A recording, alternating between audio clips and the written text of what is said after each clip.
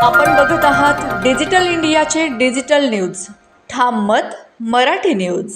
धुळ्यात प्रभाग 18मध्ये मतदान केंद्रावर राडा, मतदान यंत्राची तोडफोड.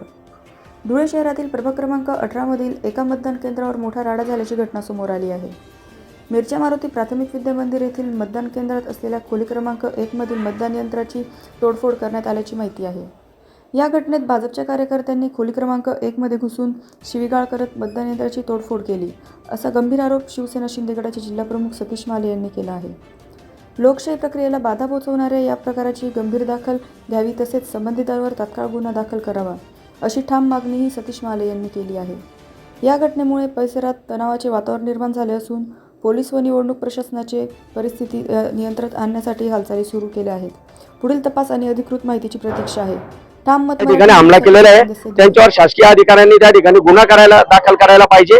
आणि अशा पद्धतीचं जर वातावरण जर घडून होत असेल तर ही लोकशाही संपलेली आहे. मी यापूर्वी सांगत होतो, म्हणून चांगल्या लोकांचं राजकारणामध्ये काम राहिलेलं नाहीये. या ठिकाणी फक्त दादागिरी करणारे, अमाप पैसा कमवून, बेकायदेशीरपणे पैसा कमवून नागरिकांना दडपशाही खाली आणि पैशाच्या खाली दाबून निवडणुका जिंकण्याचा प्रयत्न करणाऱ्या लोकांचाच फक्त आता निवडणुकीमध्ये आयुष्य राहिलेलं आहे. म्हणून नागरिकांची सेवा करणारे कोणीही या ठिकाणी यापुढे निवडणुका लढवू शकत नाही.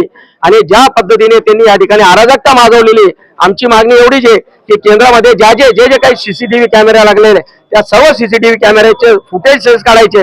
एका आरोपीची त्या ठिकाणी घड्याळ सुद्धा पडलेली आहे झटापटीमध्ये, आणि ईव्हीएम मशीन जे फोडलेले त्याचाही पंचनामा होऊन तातडीने सर्व आरोपींवर गुन्हा दाखल व्हायला पाहिजे, एवढी आमची मागणी आहे.